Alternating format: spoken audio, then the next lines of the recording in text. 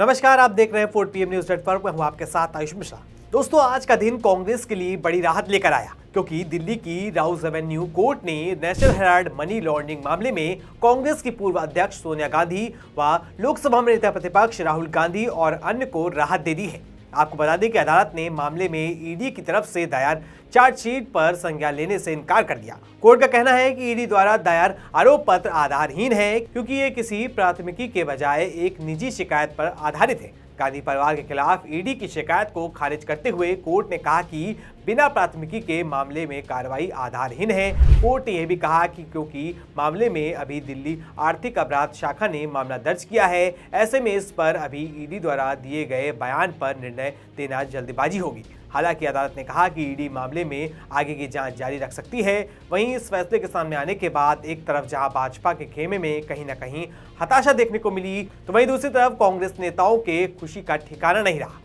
एक के बाद एक नेता कोर्ट के इस फैसले की सराहना कर रहे हैं। इस दौरान कांग्रेस का पक्ष भी सामने आया है। इस फैसले को लेकर कांग्रेस की फायरब्रांड प्रवक्ता सुप्रिया श्रीनेत ने अपनी प्रतिक्रिया जाहिर की है। उन्होंने एक्स पर लिखा कि आज सत्य की जीत हुई है। पिछले 10 साल से श्रीमती सोनिया गांधी जी और राहुल गांधी जी के खिलाफ मोदी सरकार की बदले की राजनीति और गैर कानूनी तरीके से की गई कार्रवाई आज पूरी तरह से बेनकाब हो गई है। माननीय अदालत ने यंग इंडियन मामले में सोनिया गांधी और राहुल गांधी जी के खिलाफ ईडी की कार्रवाई को अवैध और दुर्भावना से ग्रसित पाया है। अदालत का फैसला है कि ईडी का मामला क्षेत्राधिकार से बाहर है, उसके पास कोई FIR नहीं है, जिसके बिना कोई मामला नहीं बनता।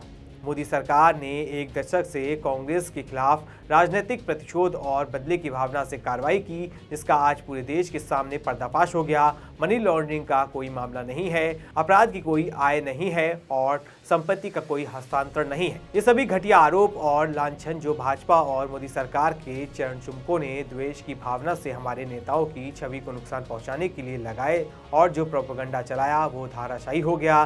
कांग्रेस पार्टी सच और साहस के साथ लड़ती है और आज फिर से सही साबित हुए। वहीं कांग्रेस सांसद प्रमोद तिवारी ने भी नई दिल्ली राउज एवेन्यू कोर्ट के फैसले का स्वागत करते हुए क्या कुछ कहा है, वो भी आपको सुना देते हैं। आज सत्य जीता है, मोदी का झूठ पराजित हुआ है।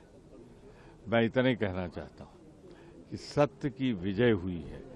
ये वो अखबार है जिसके लिए नेहरू ने कहा था कि मैं आनंद भवन भेज दूंगा, इसे बंद नहीं होने दूंगा। ये स्वतंत्रता संग्राम सेनानियों की आवाज थी। और मोदी सरकार ईडी को लगा के उस सोनिया गांधी पे जिसने प्रधानमंत्री पद ठुकराया, उस पर झूठे आरोप लगाए थे, माफी मांगनी चाहिए पूरे देश से। आज मोदी को खुद, आज मोदी का अहम पराजित हुआ है। सोनिया गांधी की सच्चाई जीती है। सत्यमेव जयते। इस कड़ी में कांग्रेस नेता अभिषेक मनु सिंघवी ने भी कोर्ट के फैसले का स्वागत किया है और क्या कुछ कहा है, वो भी आपको इस वीडियो में सुनिए। इस महत्वपूर्ण मामले की दलील खुद ने की थी राउज एवेन्यू में। बहुत महत्वपूर्ण निर्णय है। खोखला केस जिसको इतना ऊपर ले गए और आज उसकी कॉग्निजेंस तक नहीं हुई। आप समझ सकते हैं कि कितनी ज्यादा अतिशयोक्ति और कितना बढ़ावा चढ़ावा हल्ला करके हिस्टीरिया बना के बीजेपी सत्तारूढ़ पक्ष इसकी बात करती है। हमने कहा था बड़ी सरल चीज, ये एक ऐसा अजीबोगरीब केस है जहां पैसे का स्थानांतरण नहीं हुआ, पैसा हिला नहीं, जो प्रॉपर्टी है वो हिली नहीं, और मनी लॉन्ड्रिंग कहां से हो गई। और जिसकी प्रॉपर्टी थी वो कंपनी जिसने अब कंट्रोल करती है एजेएल को कंट्रोल करती है यंग इंडिया। तो ये बड़ी मूर्खता की बात है कि यंग इंडियन कंपनी बनाई जो डिविडेंड नहीं दे सकती, गाड़ी घोड़ा नहीं दे सकती, प्रॉफिट नहीं दे सकती, पैसा नहीं दे सकती। वो लोग जो बैठे हैं वहां पर, पहले मोतीलाल वोरा जी, सोनिया जी, खड़गे जी, उनको कोई उससे कुछ एक पैसा नहीं मिल सकता और वो कहते हैं स्थानांतरण हुआ पैसे का, मनी लॉन्ड्रिंग हुई। तो इस बात पे कॉग्निजेंस सबसे नीचे वाली छोटी सी चीज होती है। कोर्ट कॉग्निजेंस भी नहीं ले, इसका मतलब है कि ये तथ्य विहीन केस है।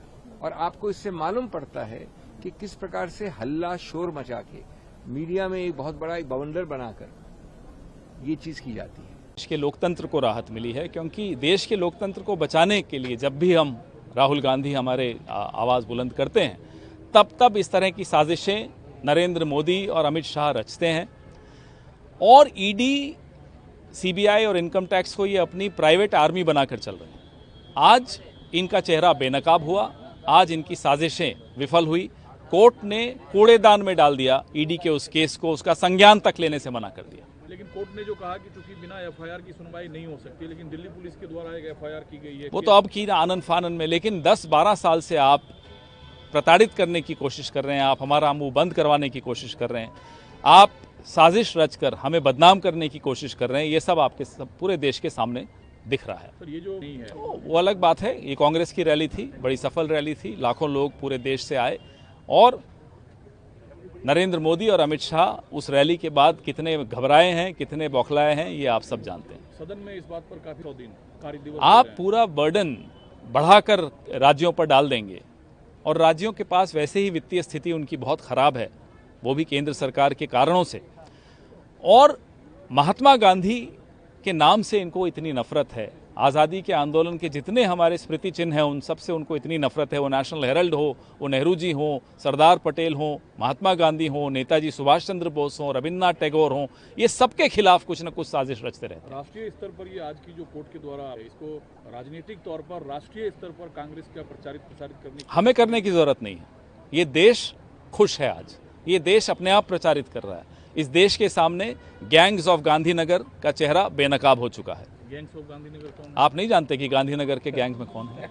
आपको बता दें कि इस मामले में गांधी परिवार के अलावा सुमन दुबे, स्वयं पित्रोदा, यंग इंडियन, डोटेक्स मर्चेंडाइज और सुनील भंडारी को भी ईडी ने आरोपी बनाया था। ईडी ने आरोप लगाया कि नेशनल हेराल्ड के पब्लिशर एसोसिएटेड जर्नल्स लिमिटेड की प्रॉपर्टीज पर कथित तौर पर धोखाधड़ी करके कब्जा किया गया था, जिसकी कीमत 2000 करोड़ से ज्यादा है। इससे मिली अपराध की कमाई का इस्तेमाल यंग इंडियन नाम की कंपनी के जरिए मनी लॉन्ड्रिंग किया गया।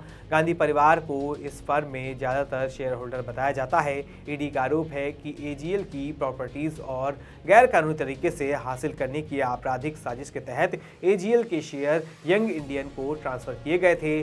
शेयरों की कीमत एसोसिएटेड जर्नल्स लिमिटेड की अचल संपत्ति और उनसे मिलने वाले किराए को ईडी ने कथित तौर पर अपराध की कमाई बताया है। हालांकि कांग्रेस नेता ने ईडी के इन आरोपों का खंडन किया। वहीं आज के कोर्ट के फैसले के बाद कांग्रेस के खेमे में खुशी का माहौल है। खैर, आपका इस खबर के बारे में क्या कुछ सोचना है, मैं कमेंट करके जरूर बताएं। ऐसी तमाम खबरों के लिए सब्सक्राइब करें 4PM यूपी को। धन्यवाद।